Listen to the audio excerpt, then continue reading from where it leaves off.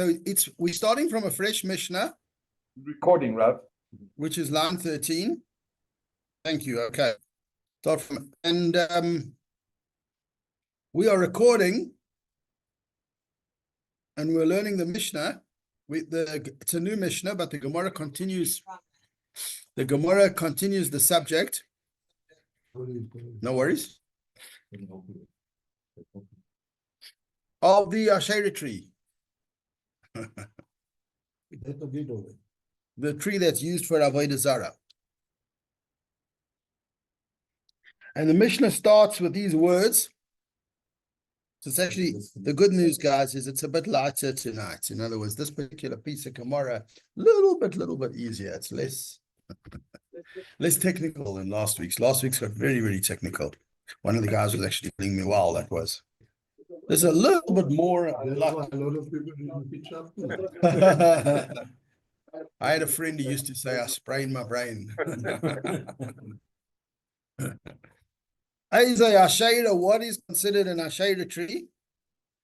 And the Grmora is going to ask a question. This is the Mishnah, because they classified trees as Asherah trees. In another Mishnah, you remember, we said that if somebody plants a tree for Avodah Zarah, or improves a tree for Avodah Zarah, or puts idols under the tree for Avodah Zarah, that's an Asherah tree. Now we got another Mishnah that says, what is an Asherah tree?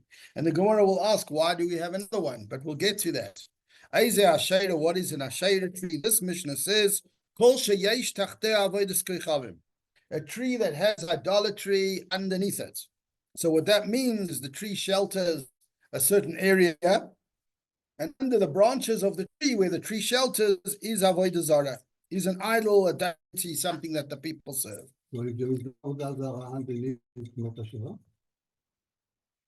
So this Mishnah is not saying that. This Mishnah is talking about an Asherah that's based on something under it. There's different kinds of Asherah. The Grmora will. A tree. Yeah, of a tree. It's like a jacaranda. So I don't think that it had a specific. I think in those days there was a tree that they recognized. I don't think that we have its botanical name. Okay. To pat. But it was a type of. But it was, usually it was a particular type of tree, but there was also a colloquial usage where a tree that was used for Avodah Zarah was called an Asherah, because at one point you'll see here, he talks about a fruit tree and whether or not they used the fruit that grew on the tree. I don't think it was most likely. Any tree. Yeah, it could be any, exactly. Could be any tree. I think the best definition would be a tree designated for Avodah Zarah. So, Kol sheyesh tachteh Avodah Zarah, that people put Avodah Zarah under the tree and use that space under the tree. A1. It is 48A1 and 48A and line 13. Rabbi Shimon Omer. Rabbi Shimon says, Kol she'oiv. Nope. An Asherah tree must be a tree that you actually serve the tree. Serving something that's under the tree, according to Rabbi Shimon, the Grmora explains, is not necessarily an Asherah tree. Then you're serving the idol, you're not serving the tree. The tree is just providing shelter and shade, but the real issue is the idol, the worship under it. And this Mishnah, sometimes you get a Mishnah or Grmora. Yeah, I'm reading from the Mishnah. This Mishnah is different. Find you. You got the right You brought my glasses. Well, it's not that I book, but it's 48A1. Oh, 48A1. Yeah. Oh, maybe you were up there. That's on the English. So you need the 48A1 because you know. Where's the Mishnah that relates to that? It's that Mishnah. I'm gonna have your call. Sorry, it was Hayim. No, that's my clock. I have your clock. Wake up and sleep.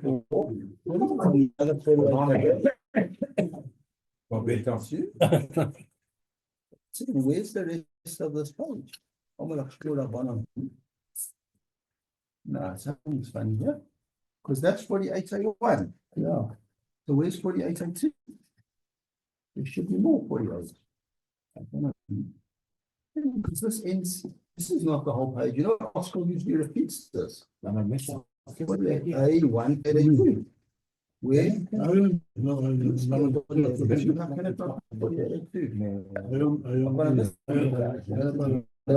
worry. Because it's this. He bought the cheap. Boy, you didn't have to get a refund. How much you pay, Benji? Another 100 rand, you would get it, we would have got the proper. This one's not from you. I would not go back to the Pulav. Sorry, The whole set of Grmoras. Yeah. In impeccable condition. The forensics will come and sort it out. Wow. Wow. Okay. You've never seen it, have I mean, I don't know where that's the English page. It's not there. There should be 47. There should be 48 A2. Yeah, no, I'm on Safari, but they were using an Osprey. Safari is not a problem. You got it. In English, where? I'm intrigued. You tell the page backwards, in English, not in English. 48 A3. Yeah. I don't know. Yeah, you got to put it I think on the page. You tell me like an English book to the back. But we didn't go past A2, we didn't go for 3. I thought I tried both sides. Okay.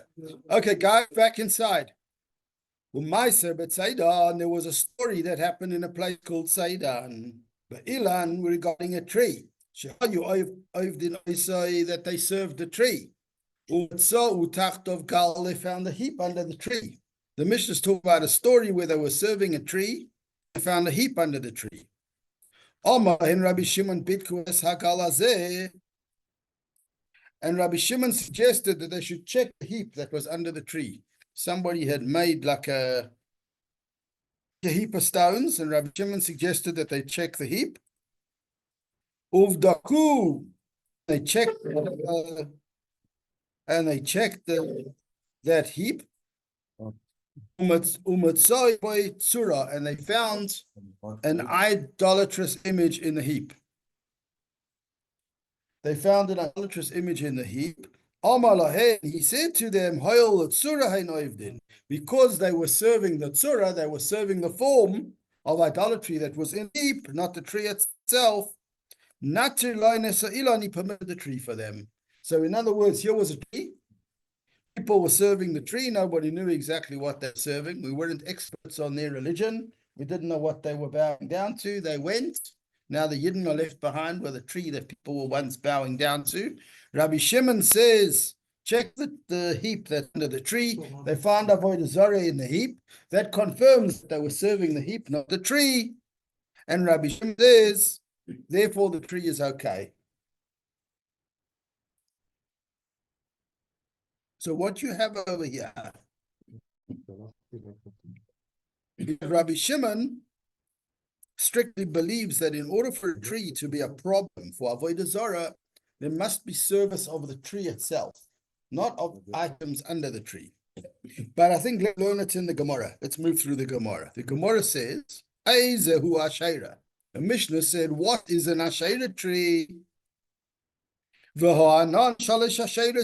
just learned in a Mishnah before, 2 weeks ago, or 3 weeks ago, whenever we did the Mishnah, that there are 3 types of Asheris. We already had a Mishnah that defined what an Asherah tree is. And that Mishnah said, you know what an Asherah tree is? Very simple. It said a tree that someone plants to serve, a tree that somebody fixes to serve. And last year it said a tree that somebody puts something under it.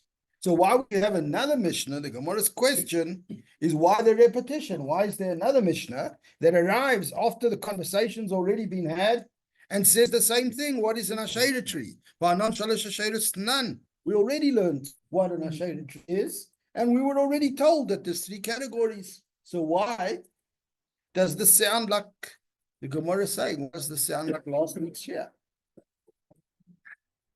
So the Grmora answers, Tanan, we learn in a Mishnah, this is how we have to explain it. what this Mishnah is doing is actually explaining the previous one. What this Mishnah is saying, Shtayim le'divrei hakol. There are two Asheiras that everybody agrees on. This Mishnah is coming to say that when we said beforehand that there are three types of Asherah trees, we said that there's two that everybody agrees are Asherah trees, and one that's a dispute. Shtayim le'divrei hakol. Two types of Asherah trees are Asherah trees according to all opinions. The one that's planted as an Asherah and the one that is fixed and trimmed as an Asherah. Everybody agrees that that's an Asherah tree. V'achas, but a third type, machlokes, is an argument. Sometimes, not often, Jews have an argument. Not very often. Not very often. When you sleep, and they still do. So v'achas, They see machlokes. argument. One of the three kinds of Asherah trees is a machlokes, is a argument, a debate. Here is the debate between the Rabbi Shimon and Rabbanon. The debate is between Rabbi Shimon and the rabbis. And we want to know what this Mishnah is actually asking is which Asherah tree is the argument concerning. You know, again, like we always say, Grmora was remembered by rote, Mishnah was remembered by rote. People remembered half a story, they came to clarify the other half. In other words, if you want to understand Grmora well, imagine a discussion. They were saying that they're aware that there's an argument between Rabbi Shimon and the rabbis. They were saying that they're aware that the argument is about an Asherah tree, but which one is in dispute? And here, this Mishnah is explaining which is the Asherah that they argued, that who argued Rabbi Shimon v'Chachamim, they argued about an Asherah tree that has a statue or an idol underneath it, in its tent, in its shade. Rabbi Shimon says, anything that you serve. In other words, Rabbi Shimon says, having the idol in the so-called airspace under the tree, or on the ground under the tree, is not sufficient to deem the tree avodah zarah. And the rabbis say yes. And where does this come from? We learnt already about the concept of ohel, which means there's actually there's a spiritual uncleanliness that's based on ohel. Like Kohanim can't stand in the ohel, in the room where there is a dead body in the room, because the roof of the room is over the dead body. It's enclosed in the room, and so is the Kohen. And therefore, there's a certain uncleanliness in the room. The same with avodah zarah. We're going to learn why. The same thing applies to avodah zarah, to idolatry. That if you put avodah zarah in a room and it's enclosed, it could be a problem for certain things that would go on in that room because it's got avodah zarah in the room. And therefore came about the law that if put avodah zarah in a house or in a structure, even though the structure might be kosher, it becomes a problem because of the statue of the avodah zarah that you put inside it. And that would apply to a tent, that would apply to a house, that would apply to any domain that is some kind of structure with a roof. And about this, Rabbi Shimon and the rabbis argue, where does a tree fit in the situation? If you've got a tree, and the tree gives like a nice piece of shade, so basically people would have a nice picnic or a ritualistic spiritual service in that shade, under the shade, like Avram Avinu, exactly. That's the Eichel, Yavayita Eichel. So therefore, what is the status of the tree's kind of tent situation? According to the Chachamim, it's exactly the same as a house or a tent. Just like a house or a tent. Is an oil is considered a tent. The Torah talks about an oil, oil. Anybody that comes into the tent, anything that's in the tent. Tent is the colloquial word that the Torah uses, but the Torah means a room, a structure, something with a roof. Yeah. What is considered to build oil? Yeah, exactly. What is considered to build the oil? So the question is, according to the rabbis, the ohel, the space of the tree is the same as a real structure. So just like if you put an idol in a house, you'd be causing trouble for the whole house until you take it out. If you put an idol under the tree, you're causing trouble for the tree until you take it away. And therefore, according to the rabbis, the tree that a person puts in a avodah zarah under the tree is an asherah tree, is a problem. Rabbi Shimon says, no, a tree is different to a house. You know why? Because it's attached to the ground. Because it's connected to the ground. And we already learned a while ago that things that are connected to the ground have extra leniencies. They're not the same as man-made structures, structures that people make, like tents or houses or whatever else. So therefore, Rabbi Shimon says it's not the same thing. Putting something under the tree is not going to make that tree into avodah zarah. No, we're not saying you should put it there, but according to Rabbi Shimon, putting it there is not going to make it avodah zarah. Sorry, The house Ephraim. also connected to the ground. Sorry, yeah, but it's a different kind of thing. It was It man-made. doesn't grow from the ground. Yeah, It just so trees okay, up. so good question. But we already learned that something that was disconnected and became connected again by involvement is not considered connected. When we spoke about mechubar lakar, connected to the ground, we were talking about natural phenomena. Yeah. Plants, rock, hills, mountains, a natural connection So to the the ground. tree still connected and grow on the ground. According to Rabbi Shimon, it's connected. Yeah, exactly. According to Rabbi Shimon, it's connected enough. So that is the Grmora explaining the argument. It's a very easy one. The argument between Rabbi Shimon and the rabbis about an asherah tree that's deemed an asherah tree because somebody put something under it. Rabbi Shimon says that does not affect the tree.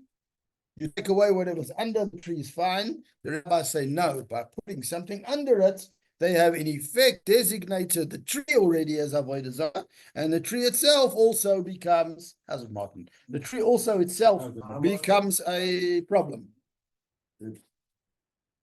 Next is slightly different subject. The Grmora wants to say, a little bit like what you asked before, Saul. How could you identify an asherah if you don't see anybody praying? What kind of tree are we talking about?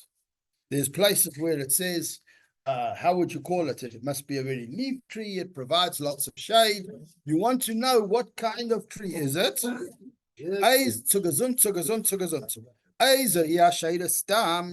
What type of tree is the ordinary plain asherah that we talk about? In other words, you didn't see anybody serving the tree. You didn't see anybody designating the tree. But are there any clues if you just see the tree that might tell you this is the BC they pray to? This is the mark in the trunk that shows you that they come here on Sunday morning and pray to this tree. They're not here right now. What is asherah stam? How do you identify an asherah tree based on behaviors? So, Omar Rav thought kol shekumarim yoshvin tachteh.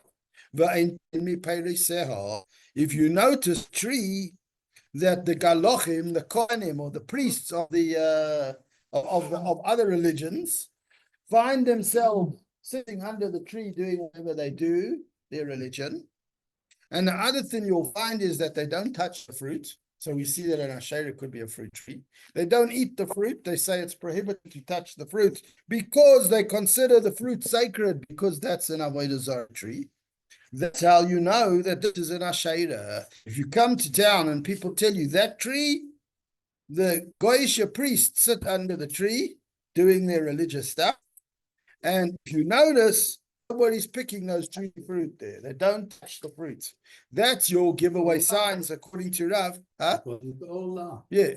Well, it's you can't eat it. right, but they don't eat it because it's their avodah zarah. Shmuel Omar, and Shmuel said, it doesn't have to be that the priests sit there or don't eat the fruit. Even if they make a statement dedicating the fruit of the tree to a particular kind of avodah zarah, that is enough. Afilu amra, even if they declare hana tamra, these dates lebei natzrafei are dedicated to the house of Natzrafei. It's like Natsrafeh was a house of worship.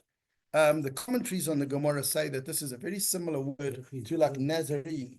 You know, they call it Nazareth or Nazarene is a particular Christian word. So there was a certain type of Avodah Zarah that in those days was called Bei Natsrafeh, the house of Natsrafeh. Certain kind of common Avodah Zarah. So if people said, you would hear a declaration, a dedication, that these big juicy dates are for Bei Natsrafeh, these are for church, these are for the house of Natsrafeh, that declaration would tell you that that tree is a problem. And also it's prohibited, you know why? Says Shmuel, the Rama by Shikra, because they throw those dates into the beer when they make their skokion.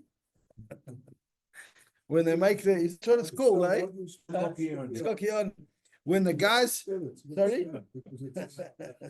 When they make their strong drink, their beer, their homemade beer, one of the things that they would do is they would throw the dates from this tree into the beer, and they would use the beer for their yonta, for their worship. And that was how the Rama Bacher, they would throw dates into the beer, and then they would drink this beer on the day of their festival. So this, that you see that they do this, that they throw this in the beer and use the beer for their festival, tells you that that tree is no good. So now you've got Rav and you've got Shmuel. Rav says again, the priests sit under the tree and don't eat the fruit. Yeah, yeah. Rav says that the priests sit under the tree and don't eat the fruit. Shmuel says, but he means a declaration that these are the dates of Bei Natsrafeh. I guess a declaration would mean any general declaration. So if they say that these peaches are for the church, it's the same thing. Omar Maimar said, Abla Saba the Pumpadisa, the elder sage of Pumpadisa said, Shmuel. The ruling is like Shmuel. The Grmora concludes in the name of a Maimar that in this description that Shmuel made about throwing dates in the beer, he was deemed to be correct. That the halacha is like him. Quick and easy. That was the whole sugya. That was an easy one. Should we carry on? There's a few more lines. Masnis in the next Mishnah says, it's a whole new Mishnah, but the same subject. What about this tree that has an overhang and it's got shade? Says the Tana, this is now a shaded tree. Lo yeshev b'tzila, you should not sit in the shade of that tree. Don't benefit from the tree, so don't sit in its shade. But if he sat down in the shade, he is anyways pure. You know, he does not become tamei. Just simply by benefiting from the shade. Probably we're about to say that if he walks under the tree, he can become tamei, unclean. So I guess the difference between the shade and under the tree is that they extend longer than the actual branches of the tree, depending on the sun and the position of the sun. But basically, you're told don't sit and benefit from the shade of the tree. But if you do, it does not make you spiritually unclean. It doesn't make you tamei. That's what the Tana is saying here. The other thing is, don't pass under the tree. Don't shortcut under the tree, walk around it. And if you did walk under the tree, if you walk under the tree proper, and it's an avodah zarah tree, you make yourself, unfortunately, tamei, spiritually impure. You would have to go and do whatever process is needed, whether in a mikveh or whatever you have to do to become tahir again. But interestingly, when do you become tamei? By going under the tree, when the tree is in private property. But if the tree overhangs into the general public, in other words, into a main road, Rishon Rabim, then you do not become tamei by walking underneath it. Literally, it means if the tree steals from the public.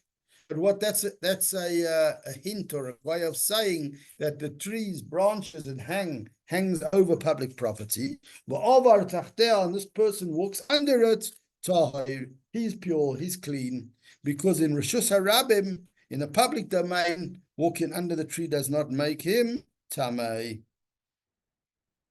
The Grmora asked a question. Grmora paid line 2. Lo yeshev betzila. He should not sit in its shade. The Grmora asks a typical question. Pshita, obvious. Why does the Mishnah need to tell us that? Isn't it obvious that he should not sit in the shade of an ashera tree? Why does it need to tell us this? Omar Rabba Bar Chana answers, Omar Rabba Yechanan, lo nitzricha, it was not required, but to tell you about secondary shade. Basically, the Grmora divides shade, this is shady situation. The Grmora divides shade into two types of shade, primary shade and secondary shade. And the definition of the two, the primary shade is the shade that is right under the tree. And basically, if you measure the shade from the trunk of the tree outwards, the diameter, radius or diameter, is going to be up to the same level as the height of the tree. The shade around the tree that is equal to the tree's own height is called primary shade. If you get more shade beyond the height of the tree, let's say depending on the position of the sun, it stretches further than the height of the tree, that is tel tzila, shade of shade, or what we'd call secondary shade. What the Grmora is saying, sorry, no problem. Yeah, no, we were saying that a tree has two kinds of shade. Primary shade, that's the ikka. That's basically the immediate shade that comes from the top of the tree. Of where the sun, then the shade. Yeah. Sorry? And then the shade. No, then when the sun moves, the shaded area extends, longer. It's the same shade. I mean, It's not the same shade. But it's not the same shape. But No, it's the same shape. but it's not the same Now, shade. the concept of Not what the shade under the Position. tree. I said under the like a tree, like that, it's Extended. always got shade. But then when the sun moves, it changes the shade, moves it away. So basically, the shade that's further out, which is defined here as shade that is further out than the length of the trunk of the tree. So basically, if the tree is from there to there, shade that's further out from there is going to be shade of shade. And the Grmora is saying over here, that was what this Mishnah was teaching us. That the Mishnah should tell us that you, a Jew, should not sit under the shade of an ashera tree is obvious. The Mishnah came to teach you not to sit under the secondary shade. Sorry, the Paul, question is an ashera a tree, any type of tree that is used for avodah zorah? Yes. Or is it a species of tree? So both.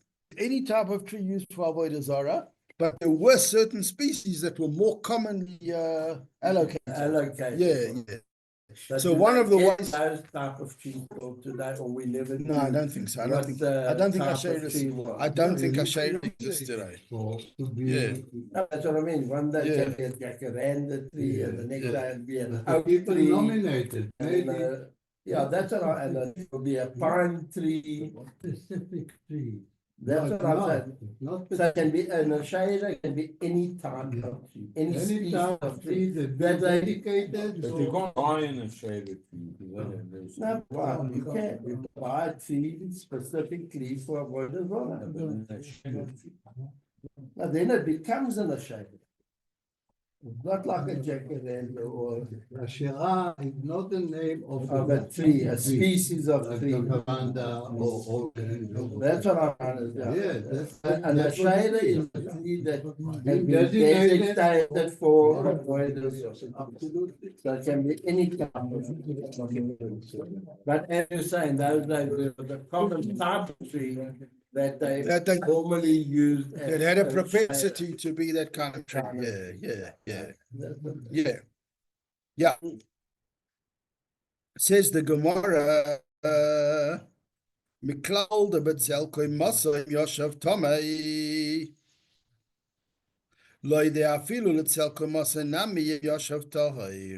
From the fact that we talk about secondary shade and we talk about a shade that extends beyond the tree, it would sound that if somebody sat in the shade, in the primary shade, he would be tamei. He would be impure. Yeah. In other words, if we're saying that the whole purpose of the Mishnah was to remind us that even secondary shade is a problem, then it would sound like when the Mishnah says that secondary shade, you shouldn't sit under it. But if you do, you're pure, it doesn't make you tamei.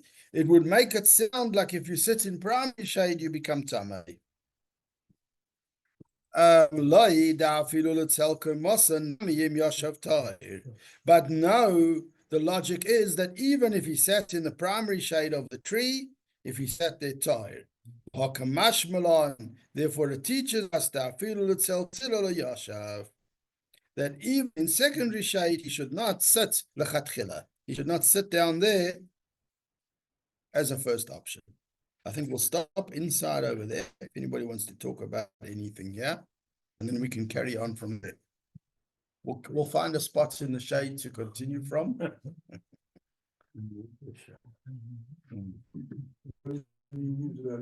news, it's strong. Good We news. wish. Baruch Hashem. Catch you later, Baruch Hashem. The 30 here already. Baruch Hashem that we are healthy. Baruch Hashem. Baruch Hashem that we are. Good here. Now we should concern ourselves for all the Yidden that are under attack in Europe and in the States. In Canada. I would be very grateful if I would have the total of the coke driving up the It's way. skunk, it's you make a bid for it.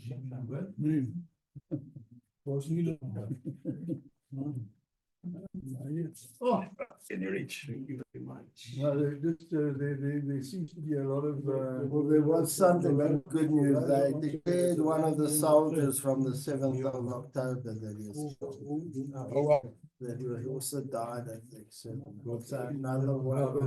another one of the hostages is now Officially gone.